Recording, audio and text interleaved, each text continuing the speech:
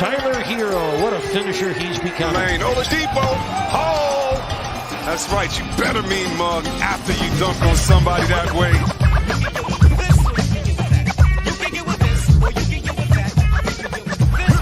Gonna run it down, he goes with it. Adebayo for the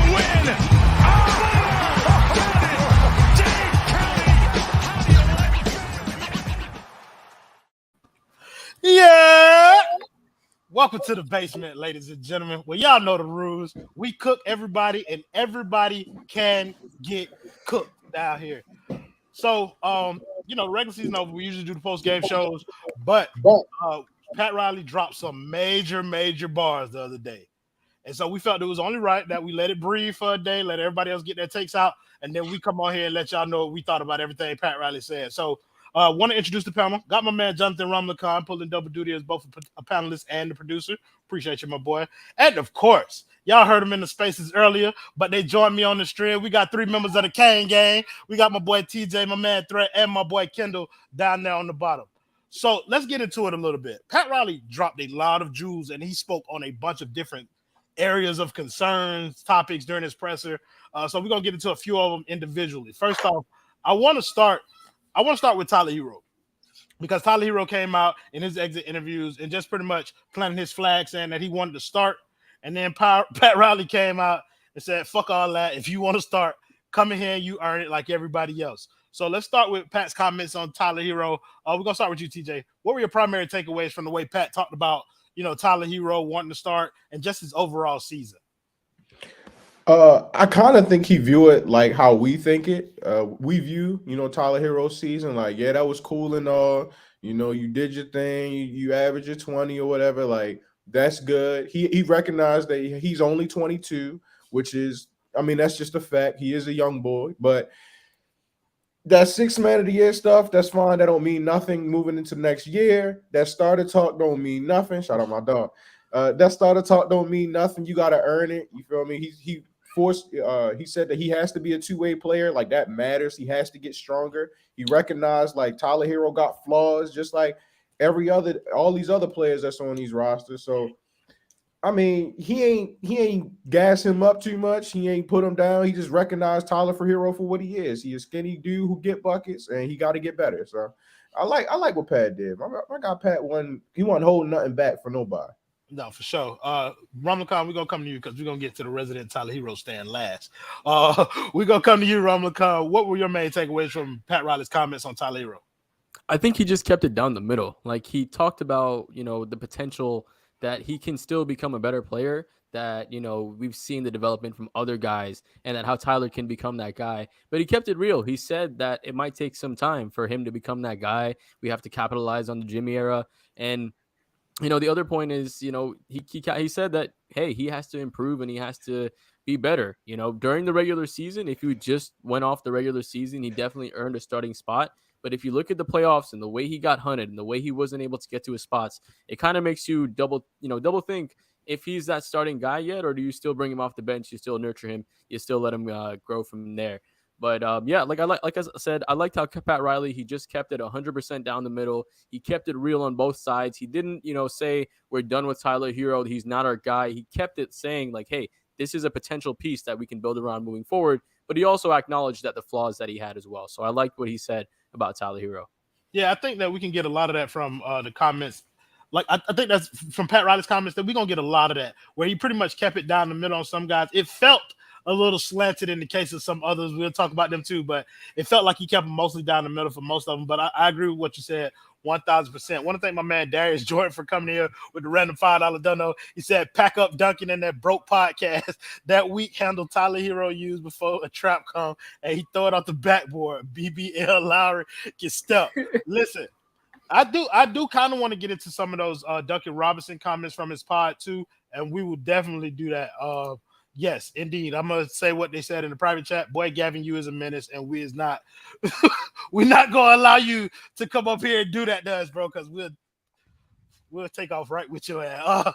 Kendall, my boy, People heard your thoughts earlier in the Spaces. If you have not checked that out, it was a recorded Spaces from the Basement 305 account. If you're not following that, you sleep. So follow the Basement 305, but also go back and check out that Spaces where you're going to hear a lot of the thoughts that these guys had, but we wanted to bring them to this audience as well. Kendall, what were your thoughts on Pat Riley's views on Tyler Herro?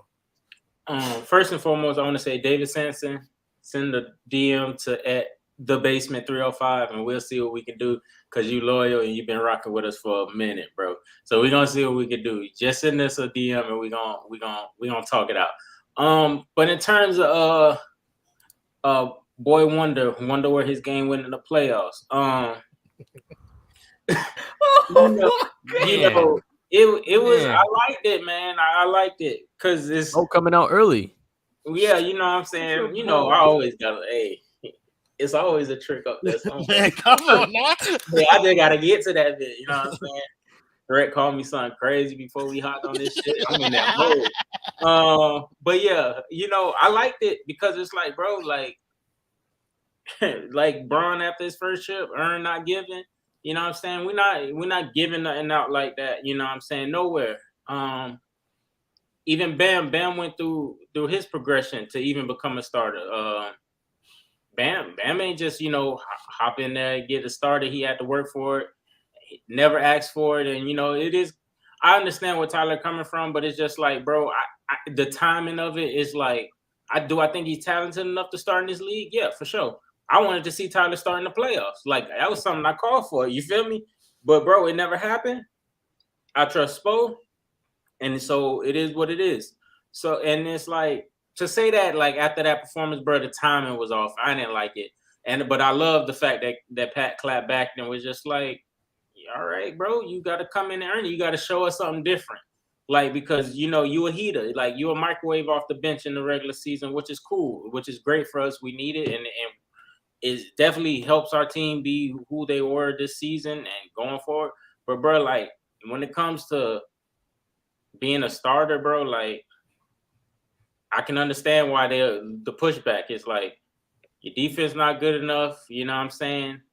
And you gonna move, and you a starter, you moving up the pecking order, bro. And it's like, if teams decide to treat you like, you know what I'm saying, teams are treating you in the playoffs, like, bless you, will you be able to handle that? Like, you got to show us, you know what I'm saying? And for me, it's more than just training camp, because, like, who we going against training camp? You know what I'm saying?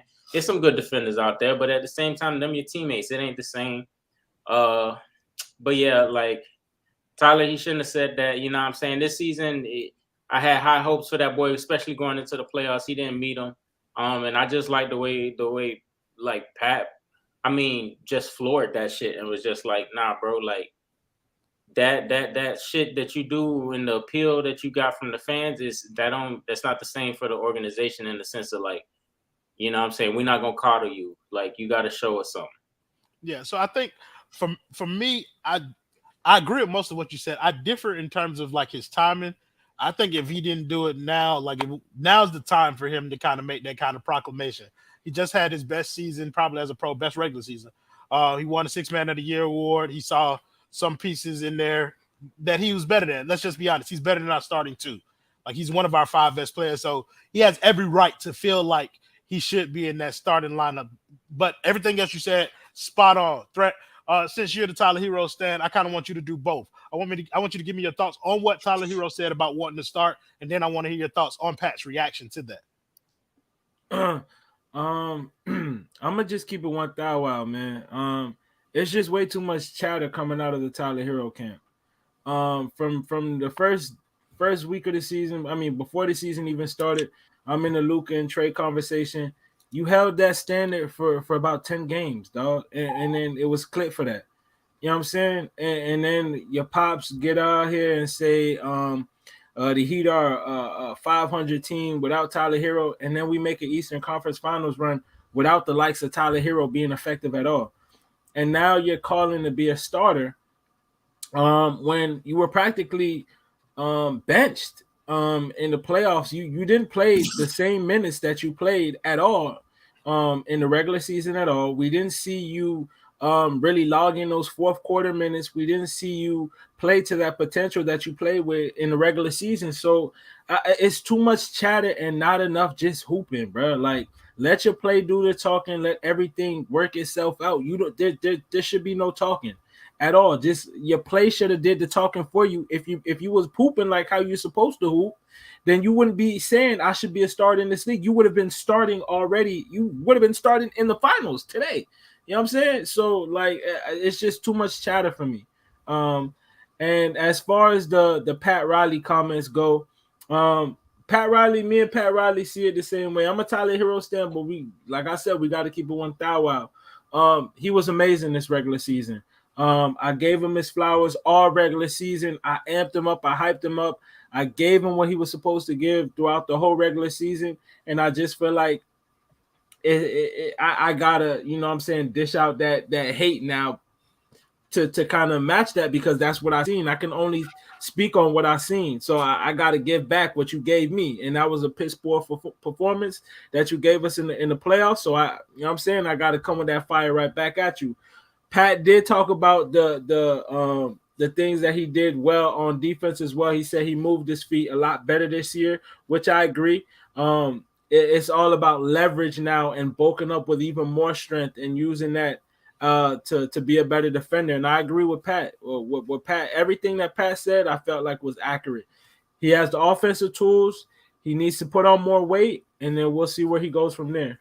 Like, is more weight like the answer for him though? Like, go ahead. I don't know, man. It's weird because it's like Tyler is kind of scary on help defense. Like, Tyler don't jump in there and take no charges.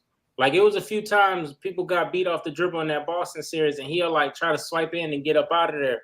So like, that's something that like kind of like I've seen it like 3 times, and that stuck with me. And I'm just like, nah, bro. Like, you see Max Strus get beat or Gabe Vincent get beat off the dribble, bro. Like, you supposed to jump in there, like, and help the man and just help like force the extra pass.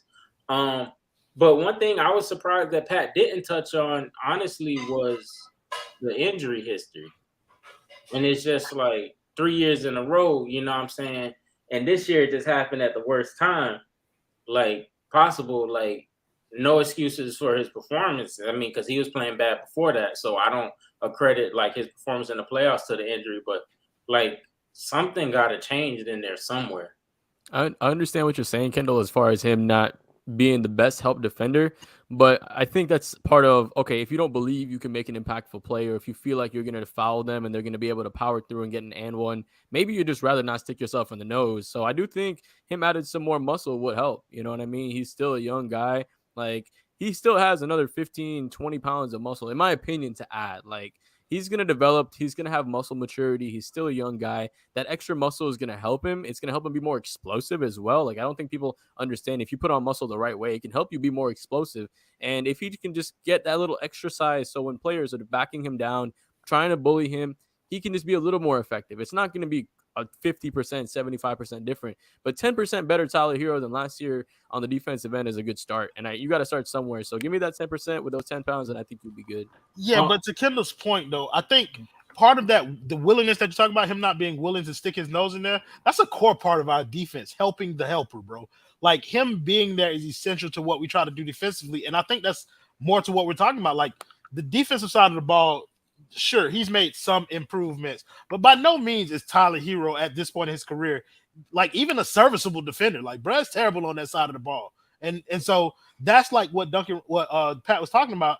Like, he just needs to get better. Even Duncan Robinson, he's a fucking horrific defender, but he's willing to go in there and at least foul him a bitch. Like, that's something that we just don't see. But we get upset at the fouls. We get really fucking upset at the fouls. I get it. Like, we don't want him fouling, but I think I was just speaking more so towards the willingness to be a part of 100%. What you're trying to do defensively, as opposed to Tyler Herro. Kendall, you was trying to jump back in here real quick before we moved on to the next guy. That might have been third. Yeah, that was me. Okay, my bad. The bulking of the strength, the bulking up of muscle, whatever, putting on the weight, I just feel like that's definitely needed for Herro, because there's just times where you see, I feel like him and Max Strus were at that same level defensively at the start of the year, and one elevated and the other didn't. And I think that's mainly because of the bulk of Max Strus as compared to the bulk of Tyler Herro. I just feel like if Tyler Herro adds a little bit more bulk to his frame, he won't get babied as much as he does.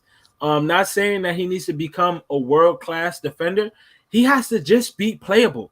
I mean, that's literally all we're asking, is that he's playable. How crazy is that we're asking a guy to be playable defensively? I mean, I think as far as like the bulking up, that's all he got. Like in terms of things that he can do like within himself to make him a better defender, other than like I think Kendall made a really good point. Like getting in there and with help defense and everything like that, that's gonna that mentality to do that changes a ton of stuff in terms of him being an adequate defender. But bulking up, that's all he got. His arms aren't gonna grow. He's not gonna all of a sudden. His frame is he got a naturally smaller frame. So that's not gonna change any. But maybe bulking up, how this year he bulked up a little bit and it gave him the confidence to try to drive and take contact and go to the rim a little more often. Maybe bulking up a little more is going to give him the confidence to maybe get in there defensively. I'm not trying to get this man no excuses or anything like that, but it's just he hasn't been dealt a great hand in terms of athleticism and size. So bulking up kind of all he can do in order to be better. Yeah, bro. I saw this too, bro. Before you put it, you are disgusting, pal. I don't know. That's GOAT. Shout out to the GOAT. rookie. She's part of our all rookie basement class. She has a nasty agenda, and she will not let go of it. Bro, that is disgusting, bro. Thank you, Darren Jordan, for the $2 dono. He said, I hear Utah got a great training program, one of the best in the league, and we only want the best for some of our ex-players. P.954, I love them three numbers next to each other, my guy. Thank you for the $10 dono. He said, Herro, Duncan, and picks for SGA. Would he fit? We would make his fucking ass fit. How about that? He said, OKC seems to be high on their other tall PG, Josh Giddey. Josh Giddey's a solid player, not better than SGA, and I would definitely take SGA on this roster for whatever you just named. James Todd, appreciate you, Kane, for the $5 dono. He said, please bulk up so he can 4 for 14 again. Fuck out of here. Hey, listen, bro. I'm with you, bro. I think we need a solid upgrade, but we've been talking about Tyler Herro for a while. I want to kind of admit, that's true. I think we should bring that to the thing. Y'all are giving donos on some random ass made up stream. We appreciate y'all. Y'all are shout out to y'all. That's shout love, out to y'all. Man. That's real love. Thank you, Voodoo Visions, for the $4.99 dono. He said, if everyone isn't getting packed up, I'm not watching this. LMAO. It's going to happen somewhere. Listen, bro. Don't worry, bro. Don't get me started, baby. Listen, bro. We're trying to come out here and give y'all some analysis, warm you up, lather you up before we get to what we do best. But let's talk about Bam Adebayo, because again, like Ramlakan was saying, Pat kind of seemed like middle of the road with where he was with Bam. On one hand, he was talking about players needing to give Bam half of their check for all the screens that they use from him. And then on the other half, he was talking about us needing to find better ways to get Bam up to 15 shots a game. So we started with TJ last time. We're going to start with Threat this time and go the other way. Threat, bro, where were you on Pat's comments on Bam? Man, it's like Pat watches the basement. Like we've been saying that all year. He's taking what Kendall been saying all season long about people having to pay Bam Adebayo they game checks for setting screens all day. It's crazy. I mean, word for word, bar for bar, bro. Bar for bar. Pat is part of the basement, man. He's in here somewhere, dog. But he's absolutely correct. We need to get these shots up for Bam. We need to find a way to exert him better in the offense. It should have been done this season. I don't know if we were waiting for that Kyle Lowry switch to get Bam going, and we thought it would just happen organically, but it did not. And I will not sit here and wait for it to happen organically again, because then we ain't gonna have shit there. Bam has to be exerted into the offense.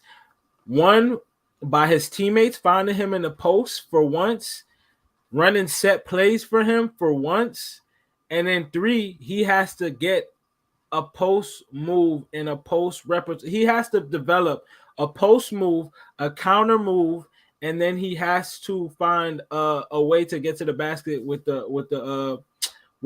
another move. So I got that from Kendall last year. He told me about that, or maybe 2 seasons ago. And I just keep harping on it because he was so right on that damn take. It makes no sense.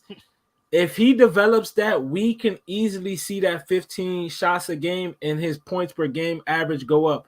Regardless, I don't think that's the main issue with his team, but it is something he should address. No, for sure. Kendall, what were your thoughts on what Pat said about Bam? I mean, Threat said it like kind of where I've been at with him, and why I'm always like, I'm always like 66-33. Like I'm 2/3 like passive on Bam, like, and then like I'll 33% go in on him and be like, yeah, bro, you just tripping. Because it's a lot of things. It's like when you look at Bam as a player, like Bam seen the most. Yeah, he do need to get one of the donuts. He ain't lying on that. Godfather chat. You know what I'm saying? All up in Ethan pockets. If you just look at Bam and like his development, like he's developed a lot, like since he became a starter. Like the man most successful, like his most successful season, he played a certain way. And he's still played that way these last 2 years. He even made an all-star off of that. We made a fucking finals run off of it. But it's like now I feel like the offense didn't tinker enough. Like now I think it really has to change, like schematically, like to say, all right, you a focal point of the offense to score now. Fuck all that passing shit. Like you done that already, and we kind of reached our ceiling as a team with that. It's a finals appearance in Game 7 of the Eastern Conference Finals. Like for us to try to get over that hump, like I'm with Thread on it. Y'all already know that. I think that's not the main problem of the team. We need more, but come playoff time, it'll make him a more effective like playoff scorer. Because that was the issue. Like Bam wasn't getting those drop-off passes because the teams we was playing in, especially when it got to that Boston series, bro, the pressure that they was putting on our ball handlers, there were no passing lane. It wasn't no drop-off passes for that floater there. There were no easy lobs there. And that has to do with the athleticism and us wanting a 3-level score. So 15 shots a game, them numbers are out there. It's interesting. It's crazy as hell that like his numbers are what they are with just 2 more shots a game. Like that's pretty insane to me. And that's why like I think everybody believe in him. Like he can be like one of those guys, like especially in the playoffs, like he done already showed you. It's a good feeling on Bam. Like Bam can win you 1 game in a series. Like, and if you put together a roster where he's your 3rd best scorer or your 3rd playoff scorer, bro, you really cooking with something. Will remain to be seen if we get to that. Like, hopefully we do, because that's everybody fucking fiending for it up here. But like in the meantime, I think all that dribble handoff shit, it kind of gotta go. It gotta go. They need to start running plays where it's just, here you go, Bam. Do what you do. And will it kind of hurt the team a little bit? Maybe. But if it make Bam a better player, like it might benefit us in the long run, because I think Game 7 was a little telling in how I think it might look. If Bam just doing him trying to go to the basket, everybody else couldn't do shit. Like Pat said, give him the money for the screens. Like nobody couldn't do shit, and it was just Bam and Jimmy doing their thing. They could do theirs, and it showed you like Bam can get his own. Like so it's interesting to see. That's why I really feel like the roster needs some reshaping. We need some guys who could put the ball down and get to their own spots a little bit without Bam, because I think it just makes Bam a better player because now he can hang out by the basket instead of being on the perimeter all the time. And we asking him to shoot 18 to 15-foot jumpers instead of like trying to grab offensive rebounds and being effective offensively that way as well as a scorer. So I think it was an interesting point that came up in the spaces when we were talking about Bam. And it was like, none of us believe that Bam can't be your 2nd best player. Bam can absolutely be your 2nd best player on a championship team. He just can't be your 2nd best scorer. Like that's kind of like where this conversation is heading to. It's like, we don't need a better player than Bam in here. We just need somebody who's better at putting the ball in the basket, getting their own shot and creating shots, maybe for Bam included. In that, I want to get to 2 of these donos before I throw it to Ramlakan. I want to thank Shabazz Sharapole for the $10 dono. He said Kyrie has a deadline to pick his player option by June 29th. If he doesn't sign it, Is he our number one well option? I think that's a good question. So leave it up there and we're going to discuss it right quick. Rumblecon, since we was coming to you, we'll come back around to Bam, but start with you anyway. Does Kyrie become our number one option target if he declines that player option? Fuck yeah, I take it. You know what I mean? At the end of the day, hey, he is the health issues are there, right? Obviously, he's going to miss 15, 20 games in a season. I think that's a given. You understand that, right? That's something you got to come in. I think if he comes in and he has a guy like Jimmy who's relatable as a player and not someone who's like talking down at him, like an owner or a coach or somebody like that. But if you have somebody like a player like Jimmy, like a PJ that he can relate to on a personal level, I think some of those some of those issues that he has with like organizations on a big picture scale kind of mitigate just a little bit. I mean, I could be wrong, but look what happened with Jimmy. He was a horrible player in a lot of other places. He comes to Miami. Now he's like this awesome player that fits us perfectly. So I'm not saying that that's exactly what will happen for Kyrie, but I think that's a potential. And I think when you guys talk about unlocking Bam's game, Kyrie in the pick and roll with Bam would be absolutely disgusting. Bam was the best screen setter in the league. Kyrie only needs an inch of space to get open. If he gets that inch of space and now somebody else has to help off him, he's going to find Bam. He's nasty in the past too. Let's not forget about that. So Shabazz, I do think if Kyrie doesn't sign or pick up that option, man, I think he's your number one whale. I think he's better than Zach. Like I said, you know he's going to miss some games. The health is there, but I think he's one of those guys. He's one of them ones. TJ? Hey man, you said the better than Zach thing. You didn't need to say that. I know how I feel about Zach LaVine, but nevertheless, bro. If Kyrie decline his player, well, first of all, if he gets out of Brooklyn, that may open up an avenue to something that we all want, ladies and gentlemen. Because if his teammate don't want to be there, then the agenda is getting pushed. Let us get Kevin Durant in a Miami Heat jersey. But nevertheless, we ain't going to talk about it. I don't want to get too excited. I'm about to watch Kevin Durant highlights. But nevertheless, here we go. If Kyrie is available, yes, you get Kyrie Irving. Or you at least attempt to get Kyrie Irving. He's the best player that will be available, the best fit in terms of what you want to achieve. He unlocks Bam. He's be perfect next to Jimmy. Everything you want out of a player, everything we've been discussing with Mitchell, Levine, and Brill, all this, he's better than all those guys. So you take that guy. I don't care how many games he's playing. I don't care what religion he is. I don't care if you want to take 3 weeks off at a time, brother. As long as he's ready by the playoffs, I do not care at all. Sir. So yeah, bring that boy Kyrie to Miami, man. No, for sure. Threat. Kyrie Irving is my favorite player in all of basketball. And that's just being real. I knew that I should have came to you last. That's my favorite player. But does he become our number one well option? See, I don't know what this question means as far as, am I putting Kyrie over Donovan Mitchell, Zach LaVine, and Bradley Beal? Is that what that question is? I think that's kind of where he was going with the question. I'm gonna have to sadly say no. He does not become our number one well option. I think he becomes maybe 3 on that list, possibly number 4, as in the last. I'm gonna say 3. 3 because of the championship pedigree. He's shown that he could be that Robin and Batman if need be, hit the big shot, hit the clutch shots when need be. But for the longevity, I cannot put him over Donovan Mitchell, number 1. And number 2, Bradley Beal. As far as the fit goes, I just feel like that's a better fit for us. And he would be able to play off Jimmy a little bit better than Kyrie would be able to. So he's number 3 on my list. So yeah. Would it help if I told you that if we get Kyrie, then that probably means that we're getting off of Kyle Lowry? Then that would automatically shoot up to number 1 on my list of trade options. That would astronomically skyrocket. Donovan who? What are you talking about, Kendall? Where are you on this? He said if he doesn't sign, is he our number 1 well option? Hey, the number 1 well option is whatever well is available. Yes. What is you talking about? Like I am, hey bro, like I need one of them boys to help Jimmy on that court, bro, because that was tough to watch.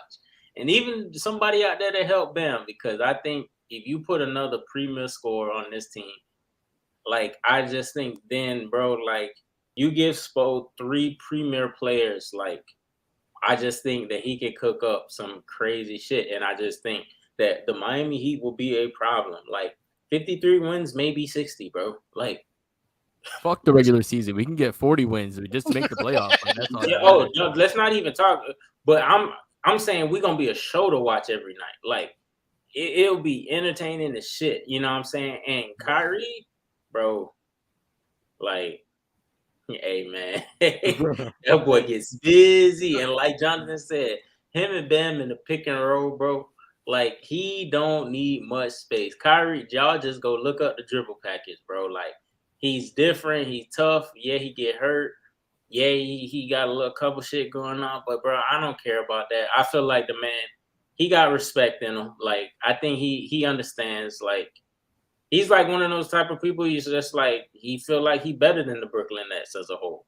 Like, so he don't respect them because it's just like, what the fuck have y'all done? Like, you know what I'm saying? I came here to help y'all. Like, y'all need to prove yourself to me. You know what I'm saying? I think if he came to the Heat, you know what I'm saying, it would be beautiful. And Jimmy has mentioned, you know, he would like to play with Kyrie in the past. I don't know if that's changed.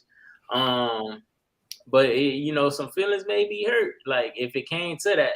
But if that boy wanted out and he wanted in here, sign me up. Yes, indeed.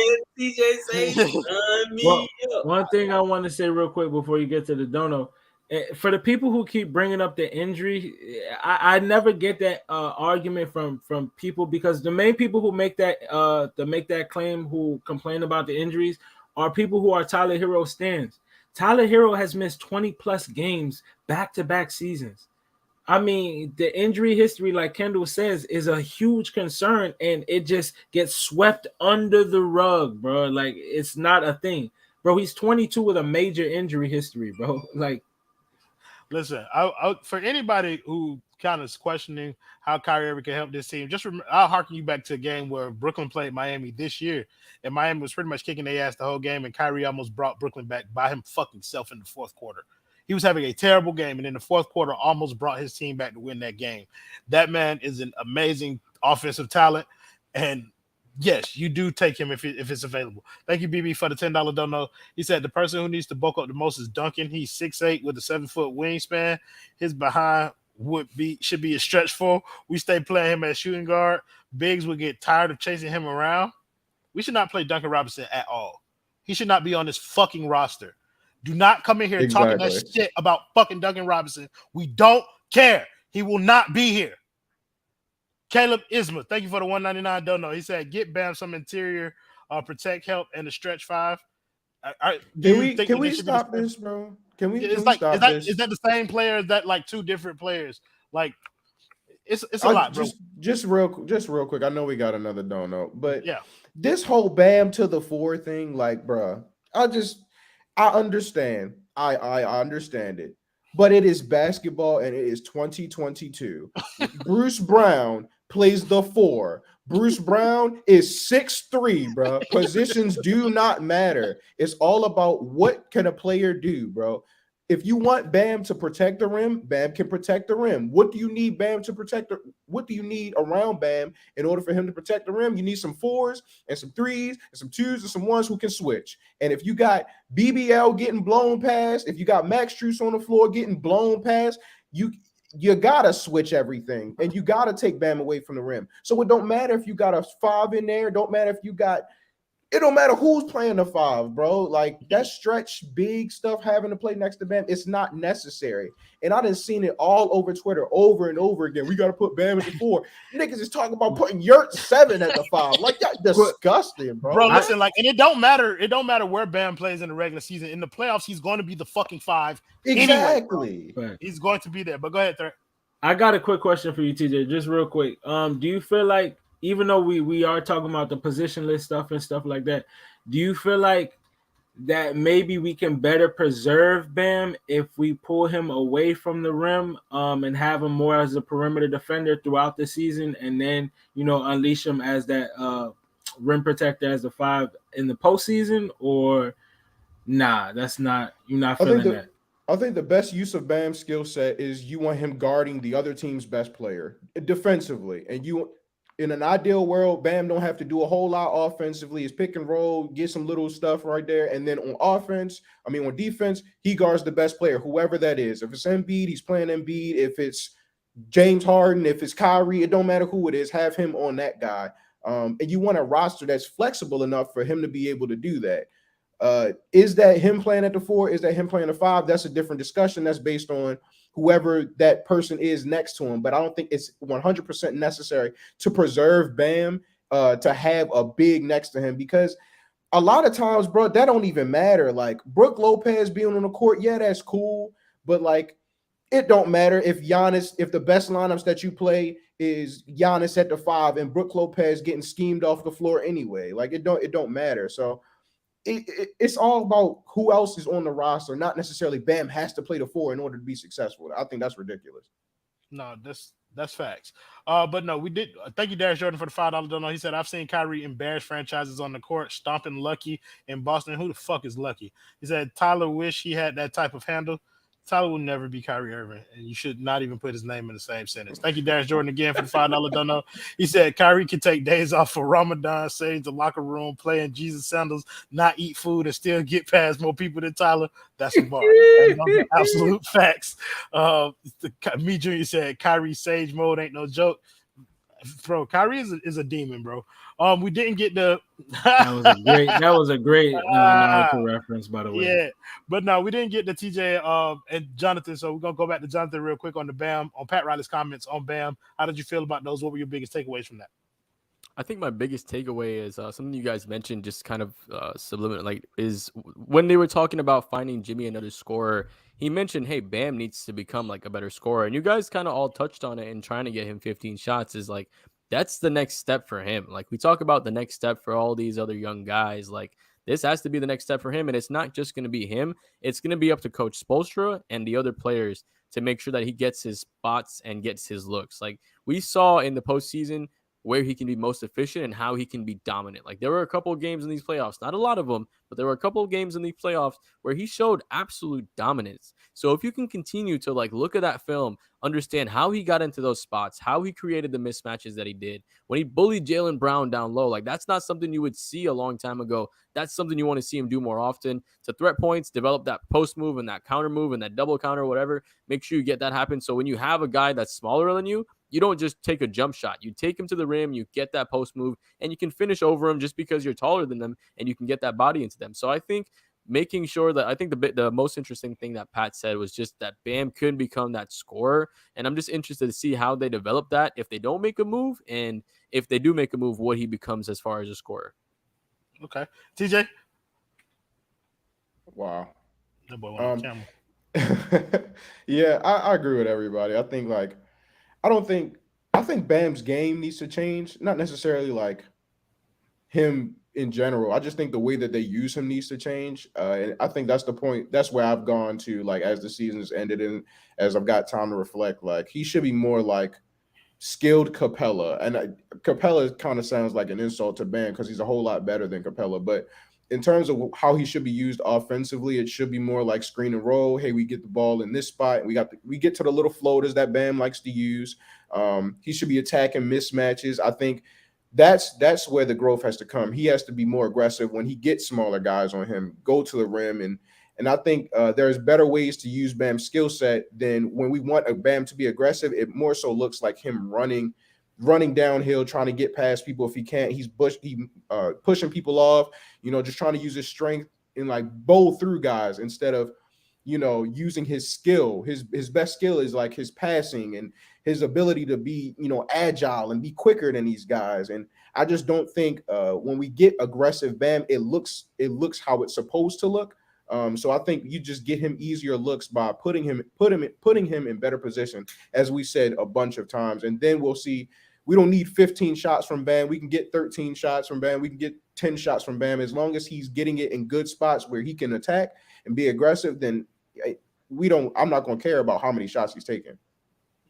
For sure. I'm going to tell you somebody who I didn't care about how many shots Pat Riley was taking at him.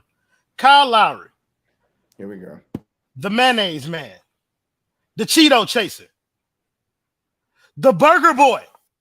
Pat Riley put that fat bitch in a box in this press conference, bro. He pretty much came right out and said it. You're too big to be on this team. And I think a great point was made on 5 on the floor. And they was just kind of like, we let what happened, bro? He said you too big to be on this team. It's crazy. Yeah, it came out like smoothly, but it, like when you really like break it down and hear it, bro, that shit was crazy. Hey man, listen, bro. Somebody called him Philly Cheese Felton in the comments. But no, I think Greg Sylvander made a great point on 5 on the floor where he said this first season, the Heat kind of let Lowry do it his way in terms of like maintaining his weight and stuff, because we all know that he wasn't in typical Miami Heat shape. Like, so Miami kind of let him play the way he wants. And Pat Riley came out and pretty much said, nah, you finna do it our way this season. Like, so it was just kind of real direct about him addressing his weight. And Kendall, I'm going to start with you on this after I read Shabazz's comment. So Shabazz Sharapova, thank you for the $10 dono. He said, yo, players that played for us in the past, other than Wade, LeBron, and Bosh, who do you think would be a perfect number 2 scoring option for this Heat team? Bees. Be easy? Oh, I ain't no number 2 option for number 2. If we keeping it real, but no, look, we'll get to that question a little bit later. I want number 2 option. I want to talk about Kyle Lowry right now, and I want to talk about Pat's comments on Kyle Lowry. How did it feel to you, Kendall, to hear Pat come out there and say those types of things directly to and about Kyle Lowry? The blessing of the Lord is here. The blessing of the Lord is here. I can feel it in the atmosphere. Hey man, listen. Y'all was doing a whole lot of ass tooing once we lost that game 7 for Kyle Lowry, saying how much he did for us. And this and this and that. And that and that and this. Left and right. Brought up January and him carrying some wildest shit I've ever heard. I've seen games where LeBron James have scored 30 points on 60% shooting in like 7 straight games, an NBA record. But here we are talking for these Miami Heat. But we're talking about Kyle Lowry carrying, averaging 13-9 on a 4-3 record. Man. I've seen 27-game win streaks. But we talking about Kyle Lowry carrying. Man, stop playing with me. It's a blessing to see, because these fans, their expectations, I think, just because at the end of the day, the team result was a W, most nights it led them to be okay with what they was getting from people until it wasn't okay. And that goes the same for Tyler, the same for Bam. Everything was all good until it wasn't all good, you know what I'm saying? But I feel like Lowry kind of ducked all that. And then because they came up with another excuse, it was, oh, he was hurt. And it's just like, bro, but he playing. Like, what type of standards are y'all holding this man to? So for see Pat Riley do it, bro, it was beautiful. And I love to see it, because it's like, I mean, it's crazy. You know, of course, we didn't know that, you know, like they let him do it his way or whatever. But it's interesting that for Greg to say that, you know what I'm saying, if that's true or whatever, that they let him do it his way. And then here come Kyle Lowry come out and say it was a wasted season. Also, it was a wasted season but you did things your way. Pat Riley also like went right back at that too. It was kind of like, and no, I don't it think wasn't. No, I'm saying Pat Riley. Yeah, Pat Riley said it was. Yeah, he said. But I want to be clear about what Greg said. I don't think Greg is not reporting any information in terms of that. Yeah. That was his opinion of what he thought. Okay. But I mean, it kind of makes sense. It makes sense because I mean, Lowry didn't look in the best shape. Like, I mean, like, bro, like, and yeah, he had the off the court stuff, so maybe it play into it. I don't want to get into it, but it's like, bro, didn't look right, bro. Like, he like, and I feel like Pat was saying, like, what we gave you, bro, you didn't play up to that standard of that contract. And it's like, you need to tighten up, like, but I mean, I've never been no believer in Kyle Lowry. I was fine with getting him because I thought another move was coming last summer. It didn't come. So, you know, I had some expectations for that boy, and he ain't meet him. And I said it before, and I'll say it again. That Canada stink was on him. Kawhi covered up the stench. Jimmy tried the best he could to do it for his mans. That's his best man. That's his boy. Jimmy couldn't cover up that stink. You know what I'm saying? Kyle Lowry is a fraud. He is not that guy. He gonna always fold and choke when the lights get the brightest. Bit like, yeah, it's cool, Pat, check them and all that, but at the end of the day, he is who he is. He is a fried chicken eating, stank Canadian bacon, biscuit face fuck, and he gonna always shit the bed at the end of the day, bro. It just is what it is. That boy, he them, he's a like, bro, like, Turn me up, baby. man, like, Kyle's not it, bro. Like, people, like, y'all not gonna hype me up to like, or he not gonna fool me into like, he did some good things for us, just like Caleb Martin did, just like Matt Struz did, just like Gabe Vincent did, just like Dwayne Dedman did. Just like Omar Yurtseven did. They ain't even making as much as Kyle Lowry combined. So, fam, what are we doing? Like, my shit is different, man. The fuck are you talking about? Players, what are you talking about? But what about them? How can you get better players around Kyle when he's eating up $30 million in salary? You can't. Like, he is the one that we brought in to help Jimmy. It ain't about getting nothing around Kyle. Kyle is one of the people around who we trying to put people around.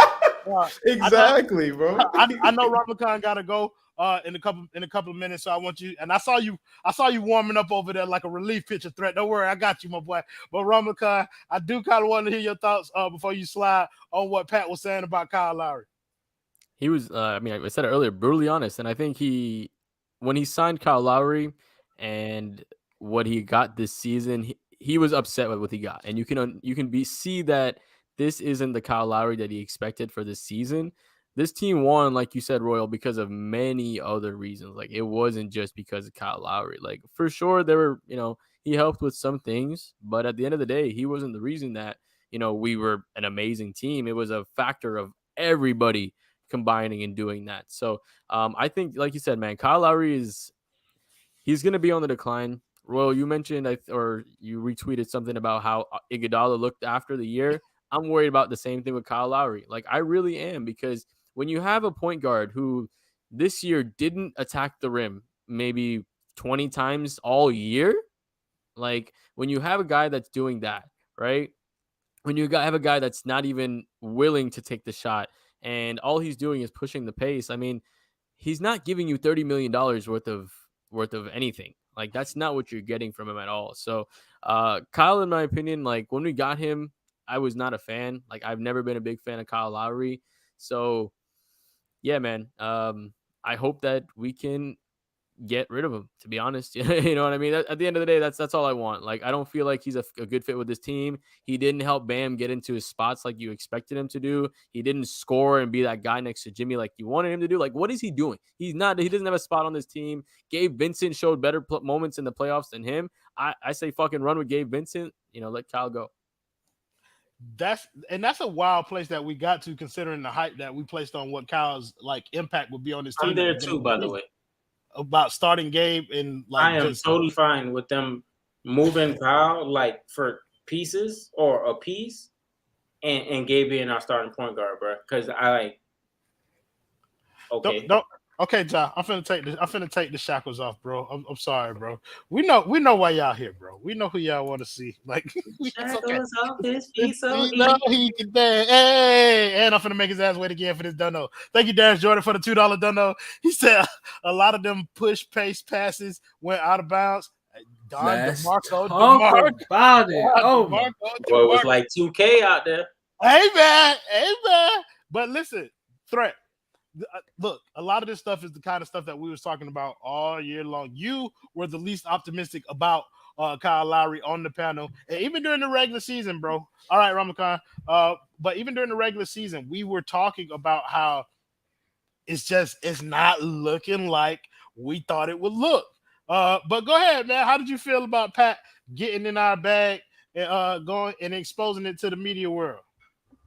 Man, Pat made me shed a thug tear, because at the end of the day, it was stuff that needed to be said that got said at the end. Oh, I'm echoing. I don't know where that's coming from.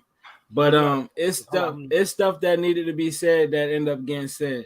At the end of the day, Mr. Kyle Lowry just big baby Davis with access to Dr. Miami. He's nothing more than a Sebastian Telfair on my 600-pound life. At the end of the day, it's the same type of vibe, same type beat, however you want to put it.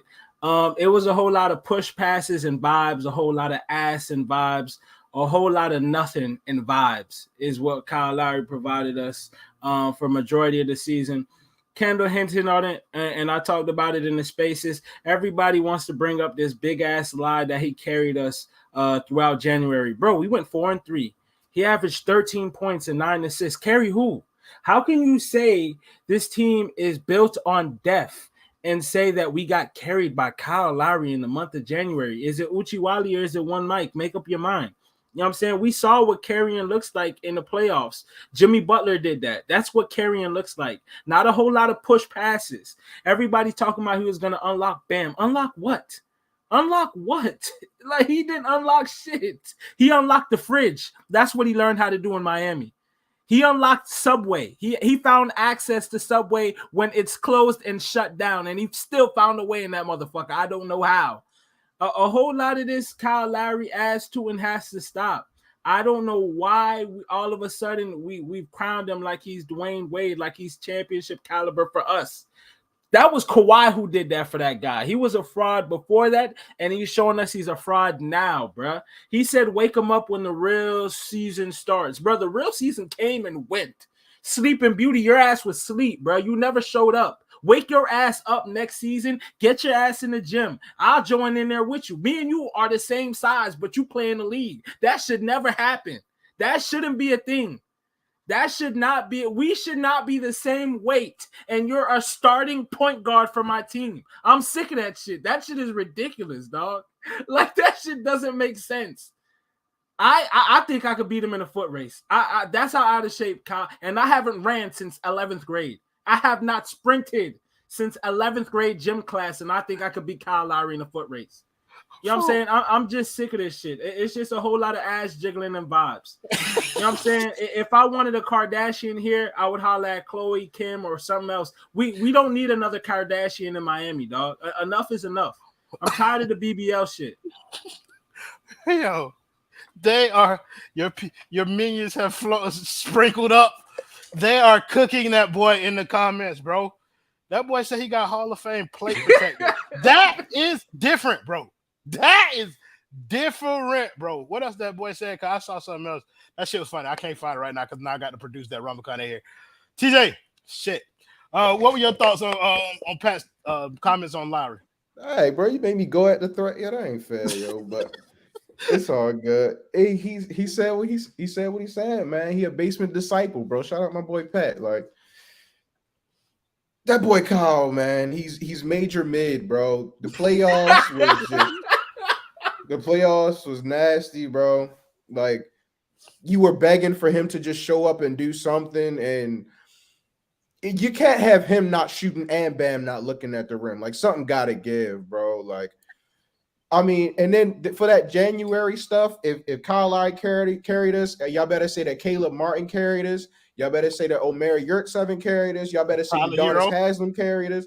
Tyler Herro, bro, because there is no way that you can watch what happened during that stretch where we was getting production out of everybody. Kyle Guy came in on a two-way and gave you like 25 and a quarter, bro. Like, that really happened, bro. Like, you were getting production from everybody on the Chikezi Okpala. KZ closed against the Milwaukee Bucks in a game that you won, bro. Like, I don't want to hear about Kyle Lowry being the reason that, and I don't know where y'all getting this information from. I don't know who's saying this. We had a Raptors fan come into space and just start lying back and forth, just start gassing. There's no way that woman saw any second of Heat basketball in her life, but I don't know where this notion that Kyle Lowry was good for any stretch of the season. I thought that he would step it up. I ain't gonna lie to y'all. I deserve all slander that comes my way. I thought he would step it up when the playoffs came, and he did it for 3 games and then went back to being exactly who he was the entire season. So I don't know, man. This Kyle dude, I want him off my roster. I'm with everybody else. I want Gabe Vincent starting. I don't want no parts of Kyle Lowry. But we're not the only ones who watch the playoffs, ladies and gentlemen. I regret to inform you there are 29 other teams who watch just as much. So they're not gonna want that trash boy either. No, I see Kendall want to jump in here, but one thing I want to mention before we get to Kendall is the discourse on Kyle Lowry's playoff play has been absolutely puke worthy, bro. Because the only thing that I hear is about injuries. He was injured, and then in Game 6, I heard none of that shit. I heard nothing about his injury after his performance in Game 6, but it was very convenient for it to be rationalized in the game where he scored 0 points and his Game 7 performance. That's just all I'm saying. Sure, was he injured? Probably, but he shouldn't have been out there. But he was out there, so we have to judge him based off of that. But go ahead, Kendall. Bruh, this man averaged 7.8 points, bruh. 3 rebounds, 3.6 assists. He shot 29% from the field and 24% from 3. And y'all got the audacity. Where's your standards at, man? Take all the slander shit out. I'm not even on that, right now. Where's your standards at as a fan? Bro, they brought him here for the playoffs. They didn't bring him here for the regular season. They brought that man here for the playoffs. That's when it was supposed to be unlock him and all that. He said, That's it. Hey, Justin, man. You different, bro. I like it. But man, but G shit, bro. They brought that man here for the playoffs. He was supposed to be able to set the table and get people in spots, get Bam in his spots in the playoffs. That's when we was looking for that. 29%. Bro, Poncombe Beach Steaks to Kenyo's and Domino's on 8th Street, bro. I know what time it is. I'm not new to this. I'm true to this, bro. It's pitiful. It's nasty. Bro, if you wanted to retire, bro, retire in fucking Toronto, where they put up with that type of shit. He came down here to grab a bag, and that's what it felt like for most of this season, bro. It didn't feel like you came down here to win, and then you talking shit after the end. After you did not show up, bro. So for you to say this season was a waste, you're part of the reason that it was fucking wasted. And I just dog, it's just kind of it felt like he came down here to laugh with Jimmy, and like you said, bro, go play Domino's on 8th Street, bro. But if that's what you wanted to do, bro, you should have stayed in Toronto where they would have allowed that shit, bro. Bro, we were 4-6 with him playing in the playoffs, bro. Do y'all understand? A lot of people that cover this team was on some appreciate what he did. Bro, I'm not appreciating, bro. 4-6 with a 28 to $30 million player. This is not even getting into 55, bro. Because I'm gonna be real, Kyle Lowry jumped 55 for me. Same. Because, bro, that was pitiful, bro. It's one thing to just get played out the rotation and can't play. Even though we was calling for Duncan Head and for that boy to get packed up and shipped out of here at the deadline, it didn't happen, whatever. Threat called it. He knew what time it was. We called him crazy. He said he gonna be out of that rotate come playoff time. And that's exactly what happened. But Kyle, you was still there, bro. And to jump in and out the lineup, bro, it was why don't you come to play that fucking poor? Why don't you just bro, come off the bench? Bro, suggest coming off the bench against second units and getting a little run in. But bro, y'all boys, man, they was out here. Bro scored 0 points twice, bitch. Yeah, playoffs, bro. In the playoffs, in the real season. A whole donut, no assists, 1 rebound, bro. On my team, nah, bro. Toronto, don't become Raptors fans. Heat fans, don't become Raptors fans, fam. Keep your standards up, bro. We don't allow that. We don't champion. Well, but they did X, Y, and Z for us. And if we do this, and this, we'll be right back. Don't become Raptors fans, fam. Keep your standards high, bro. that's one thing I want to say. That's one thing I miss about the Big Three era is everybody's standards were so high that if we fell short of a championship, everybody was kind of like on the vibe that we on right now. But since that we don't really have like the superstar power, it's like, oh, give them a pat on the back for the great season. Even last year, people were giving them a pat on the back for the season they put up after making a finals run and getting eliminated in the first round. Nah, bro. It was always a quick turnaround. It was a quick turnaround. Bro, like when are we gonna get tired of just the participation trophies, bro? We want to win, bro. These are grown men. These are grown men. Spo. What you said, Spo? It's Spo, bro. It's Spo taking garbage, absolute garbage, and making it playable players. It's Spo taking Tyler Johnson and getting him paid, getting James Johnson paid, getting Dion Waiters paid. It's taking all this garbage. So now fans look at it like, oh, we got production out of this dude. We got production out of Gabe Vincent. We got production out of Duncan Robinson and Max Strus. And now this whole undrafted things becomes the narrative. And it's like, oh, we got to look up to these players. We got to be, we got to admire everything that they did this season. And that's where that mindset takes over. So when you get Kyle Lowry in not performing, it's like, oh, we got to bring up what he did in January. We got to bring up, and it's not like he was even, anything close to what we expected him to be. When we signed Kyle Lowry, people were talking about, hey, we got exactly what we need in order to get over the top and get to a championship. And you fell short of that. And he did not help you even get to the point where you fell short at. Like, that's a problem. But it's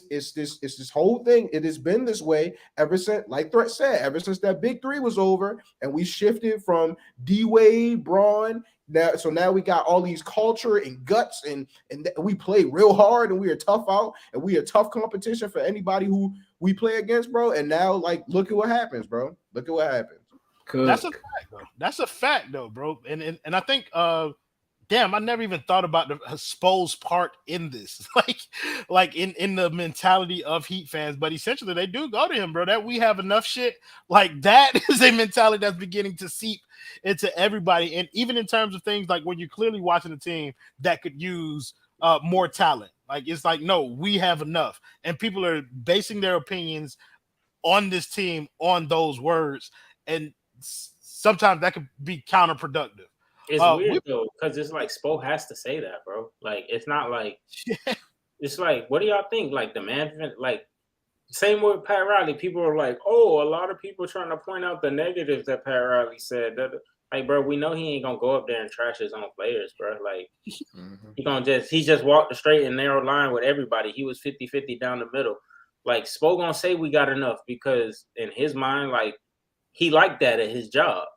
He know that the players ain't, but he know that he could do things to help them look better than what they are. So it's like, come on now. Nah, I think that's big facts. Pat Riley can't say the things that he might genuinely think. That's why he got us. And we know that boy in the basement. Shout out to you, Pat.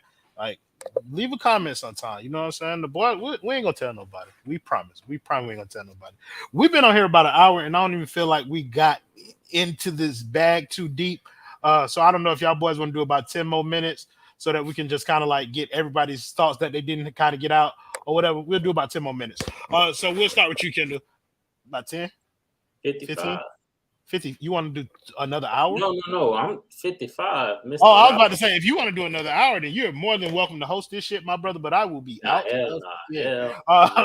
But no, okay, so let's do that then. Let's do that. You want to bring up 55. So just go, bro. Just whatever you want this conversation to go with 55, you take it there, Kendall. You should have been out of here at the fucking deadline. You low down, dirty son of a bitch, you. Boy, I ought to do, boy, if I see you, boy, why? Bro, oh my gosh. I said it back then, bro. I went back and I found the episode. I said it wasn't the time to be pussy, bro. And we just went with what we had, bro, and it just hurts because I think if Duncan wasn't on this squad, bro, I think we'll be playing in the NBA Finals right now. Even with all the shit that happened, bro, like another player, bro. And I told you so, y'all ass right now, because I swear to God, bitch, I was 10 toes the fuck down. Somebody said he wasn't gonna be in the playoff rotate, but wasn't then nigga out here saying shit his ass to the Wong Dong Tigers, knee how like me, bitch. And you, boy, Duncan, you are a op from here on out. You hear me? Lowry get a pass. He ain't an op for life because he is a brother. But true, Duncan Robinson, boy, I oughta, boy, oh boy, you dirty son of a bitch. Oh my God, I do not like that man. Knee how, and if it was a how where I could put my knee up his fucking ass, boy, I would. Roundhouse kick his big cranium right off his little skinny, scrawny shoulders. I would do it. I'll send Sheen right out to the outer space with Jimmy Neutron and them boys. Man, look. Man said what he said. It hurt. It hurt. Bro, you earned that. Shut up. It's like, what's up with these boys? Just don't. It's like, Bam is ass, and Bam just shut up and come back and he try to be better. Tyler ass, you got to say something. Duncan, your ass, you got to say, shut the fuck up. Just shut up. Bitch, don't nobody want to hear from you, fam. You are that cranky, dusty ass podcast. And honestly, what's it? Davis Mills? Nah, that's the quarterback. Davis Reed. Davis Reed. I'm about to send David Sampson at your neck, boy. Leave Duncan alone. Stop doing that podcast. I don't like you or him. Pat, please, bro. I can't. Please, bro. Not again, bro. I promise. Oh, God, dog. Like, y'all boys. I don't like that man. Playing basketball, fam, like, Duncan Robinson, you can't do it for the Miami Heat, bro. Ask to go to Sioux Falls, if anything. Because, on God, I don't want you in FTX Arena. No, I think you brought up something. I think you brought up something interesting, and then we were gonna talk about that. Duncan's comments on his pod and thread. I thought, no, I ain't gonna do you like that again, TJ. TJ, I'm gonna throw this to you. Duncan was talking about how disappointing it was, essentially, for him not to be a part of the playoff rotation. I really don't think that he has a leg to stand on in this conversation. Maybe you do, but you probably more than no, you definitely don't. You know the show, bro. I don't even know why you did that. Duncan Robinson remains the lead op of the basement, bro. We want no parts of that man. Kendall brought up the clip from February, ladies and gentlemen, and the smoke was still the same. Not a thing had changed. I'm with Kendall, obviously, bro. If we traded him for anybody productive, bro, and y'all was in the basement with the Duncan Robinson slander. Talk about it. Because you hoes on the timeline, bro. Want to talk about gravity. Y'all want to talk about, well, he's going to figure it out. Y'all want to talk about when he has one game where he decides he wants to hit 6 threes, and the very next game he plays 11 minutes because he got 5 fouls in the first half. We're not doing this, bro. Y'all need to give us our flowers, bro. Oh, I don't care about the Duncan Robinson thing, bro. We gonna told you so to death on that because y'all killed us. Y'all said so much on the time. It was so much stuff on the timeline. People going at us consistently. We were talking about trading Duncan Robinson for PJ Washington. Y'all said that wasn't good enough. Trading him for Marcus Morris. Y'all said that wasn't good enough. You know what's crazy about PJ Washington and Marcus Morris? Both of them would have been in the playoff rotation. We needed anybody to save PJ Tucker from dying on the court. The man is 47 years old, and he can no longer play 25 minutes a game, bro. We needed a force so bad, and y'all the same ones who in the playoffs talking about, man, we could really use a backup 4. Exactly. That's what you trade Duncan Robinson for, because all he did was sit on the bench and watch. And it wasn't because he didn't get an opportunity. Spo put him out there. He put him out there consistently, and guess what? Cook. Get back on the bench. Max Struz, go back in. That boy's garbage, bro. He's garbage. And I can't stand that y'all did all that nasty. It wasn't just Sean. We're not going to do that. And Sean Rochester, I rock with that boy because he one of them He's a I get it. He is a menace, bro. Shameless as hell. Nasty agenda. But y'all not gonna do this, bro. Y'all not gonna do this, bro, because that's how the basement became the basement, because of y'all, what y'all was doing with Duncan Robinson, telling us about the gravity in the shooting, and that boy is an op, bro. We've been told y'all about that boy. Hey, they thought he was back after that 27 in game 1. Talking about, here we go. Duncan Robinson apology. They were shameless. The tutation of ass was nasty. The tutation of ass was despicable. You hear me? Thank you, Dad Jordan, for the $2 dono. He said, Sean Rochester, like my boy TJ so eloquently put it. Hey, it wasn't just him. It was not just him, and we want to make sure that we make that clear. And Sean, we know a little something about Sean that y'all don't. That boy is a low down dirty dog. So we let it rock when it come to him.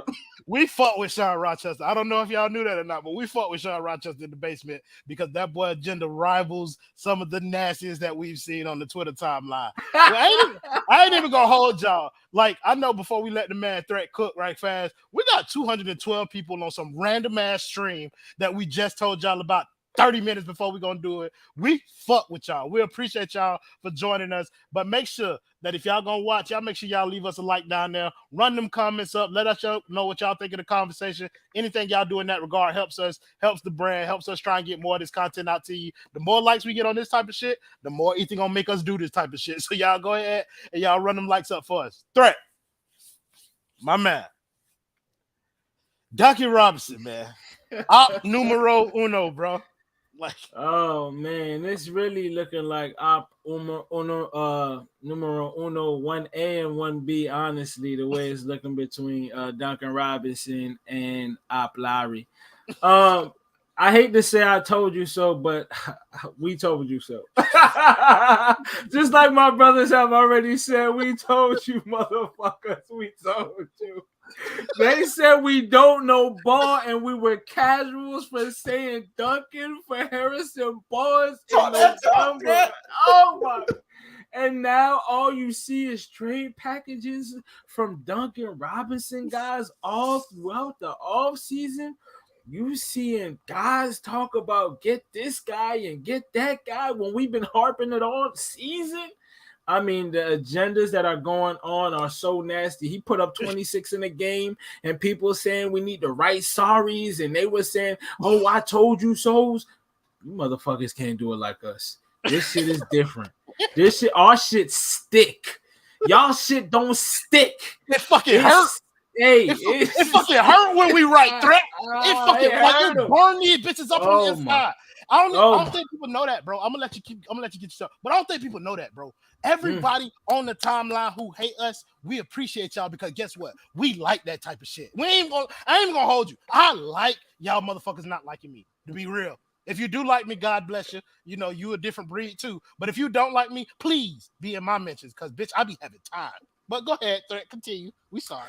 But just before the end of the stream, man, I harped on Duncan Robinson and Op Lowry all year, man. I'm sick of those guys. I'm tired of talking about guys that will not be on the roster in my agenda. Let's talk about guys who will be on the roster in my agenda, and that is Donovan Mitchell or Zach LaVine or the great Bradley Beal. You know what I'm saying? Shout out to those three kings. One of those lovely gentlemen will be on the Miami Heat to turn this franchise into another championship ring. Whoever wants to bring their services to the crib, you are more than welcome to come here, my brothers. Please, please, please make yourself feel at home once you get here. Yeah, so is that the topic that you want to go off of real quick to throw around? You want to talk about who our preference is between those three? Yeah, I just want to list my top three in order, and everybody could just is Donovan Mitchell, you know, youth, Bam connection. 2 would have to be Bradley Beal just for the fit, and I know he could get 30. And then 3, I just have to put LaVine last just for the showcase that he put in the playoffs. I know he was hurt, but we don't use that excuse in the basement. If you're out there, you're out there. So those are my top 3 in order. Oh, for sure. TJ, what are your order of those 3? I don't care about nothing with Threat just said. Y'all see the name, bro. Zach LaVine. Get me that boy boy immediately. I don't care about nothing else. I guess if I have to make a 3, I put Donovan Mitchell 2, Bradley Beal 3. But Zach LaVine, please put that man on my roster. He is a perfect fit next to Bam. He is perfect for what we like to do. Give him 7 threes a game, and he gonna hit 4 of them holes. That boy is a goon, bro. So give me Zach LaVine on the roster. If we got to get rid of Kyle if we get Zach LaVine. So that's a win for me right there. We get Gabe Vincent starting at the 1. I mean, beautiful basketball is incoming, ladies and gentlemen. So get ready for Zach LaVine to be on this roster. Nah, for sure. We get some in the comments too. Me Junior said Zach, Bill, Kyrie. He just skipped over Donovan Mitchell altogether. Ariel Latia said Spider, Levine, Bill. Kendall, what your order is? Yeah, I was about to say that.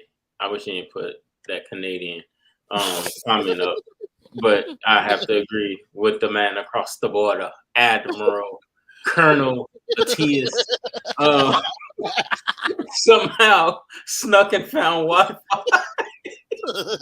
at the Fort Wayne base in Ontario. While jumping out of helicopter. Boy, crawling under barbed wire. For real. I blacking it up. Man, shout out Ariel, man. In the woods, my bitch. dog. It's that boy talking ball. Shit. But no, I would say Spider, Levine, and Beal. It's Zach and that athleticism, bro. Like that's just something that's just kind of like makes me lean towards him over Beal. I do think Beal would be the like more natural fit, I guess you could say. But I'm good. I'm good with having Levine, man. And obviously Spider number 1. But I was just about to get it. Hey, the food court bandit. Let me tell y'all, ladies and gentlemen,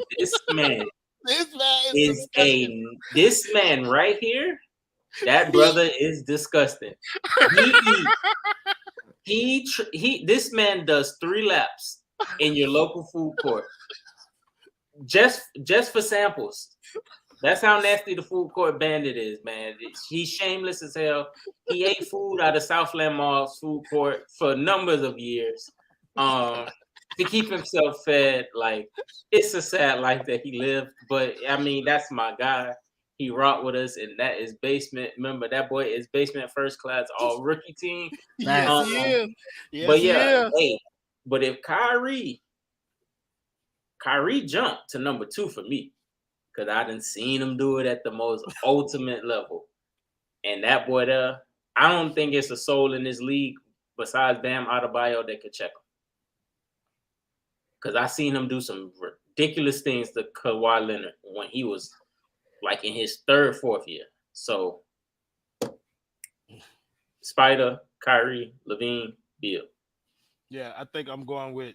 I like your list, Kendall, and I like the fact that you added Kyrie in there, so I'm gonna steal it. Yeah, I'm going the exact same as him for all the reasons that he's mentioned. No use of me sitting up here bloviating about my rationale. Kendall just told it to y'all. Yeah, hell, pull up. Fuck is you talking about? Come to work. We about to wrap up, but if Gadiel Cartagena pull up, then we'll stay for another like couple minutes just to let my boy get his shit off. But TJ, you got a topic that you want us to talk about? How can we acquire Ariel Latias? We have to trade other prisoners of war, and sometimes Border Patrol don't allow those kind of exchanges. But you know what I mean. We'll figure it out, bro. I think we tried to work a deal, but they was asking for them shoes that Adam had on when he was walking around the parks in Boston. So I mean, those are sticky subject because Adam was GM. Wait, that's the name of them shoes was the sticky subjects? Hey, them things was the Gettysburg 4s. Like, hey, shameless. Hey man, Adam is he's 10 toes down, and all 10 toes are in one shoe. Somehow, all 10 of the bitches got bunions. Fuck around. He does not want to give those shoes up for Ariel Latias freedom, and it is insane because I thought Ariel was our guy, but GM Barai is acting very crazy out here. Them Gettysburg 4s are here to stay, dude. What are you talking about?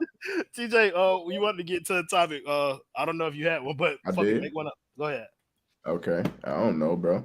Yeah, I'm just out here vibing, bro. Wrap that motherfucker up. I'm for the KO. Oh, yeah? Okay, well, then let's get to it then. Thank you guys in the comments. We ain't got no sponsors, so we ain't have to thank none of them. Thank you guys in the comments, as always, for joining the show. Shout out Mr. Lynette, though. Just because. Yeah, for sure. Always. Mr. Lynette is a forever go. But yeah, thank you guys in the comments, as always, for joining the show, making it much more fun than it would have been without you. Thank you to the guys pulling up on this random ass panel. My man Ramlakan, and of course, these three kings, my man TJ Threat and Kendall. We might do some more of this shit because this was fun and I enjoyed talking to my boys again. So we'll see y'all next time. Let me get to the video so that I can play it myself because Ramlakan is gone. Play the video, Ryan. Jimmy Buckets! Clutch time! Tyler Herro, what a finisher he's become. Lane, Oladipo. Oh! That's right. You better mean mug after you dunk on somebody that way.